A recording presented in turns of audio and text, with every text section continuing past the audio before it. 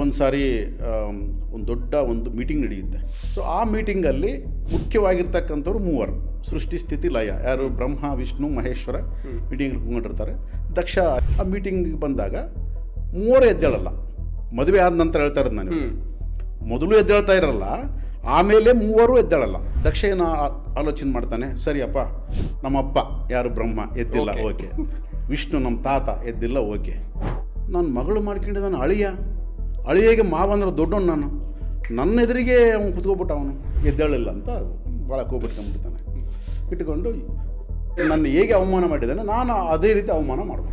Main ಮಂಗಳಕಾರಕ, ಅವನಿಲ್ದಂತ ನೀನು ಯಜ್ಞ ಅದೆಂಥ ಯಜ್ಞ ಮಾಡಿದ್ಯಾ ಅಂತಂದು ಎಲ್ಲ ಹೇಳ್ತಾರೆ, ಬಟ್ ಕೇಳೋದಿಲ್ಲ. ಸೊ ಆ ಒಂದು ಕಾರ್ಯಕ್ರಮ ಸ್ಟಾರ್ಟ್ ಆಗುತ್ತೆ. ಸ್ಟಾರ್ಟ್ ಆದಾಗ ಅಲ್ಲಿ ಕೆಲವು ಋಷಿಮುನಿಗಳು ಎದ್ದು ಹೋಗ್ಬಿಡ್ತಾರೆ, ದದೀಚಿ ಅವರೆಲ್ಲ ಎದ್ದು ಹೋಗ್ಬಿಡ್ತಾರೆ, ಶಿವ ಇಲ್ದಂಗೆ ನಾವು ಬರಲ್ಲ ಅಂತ.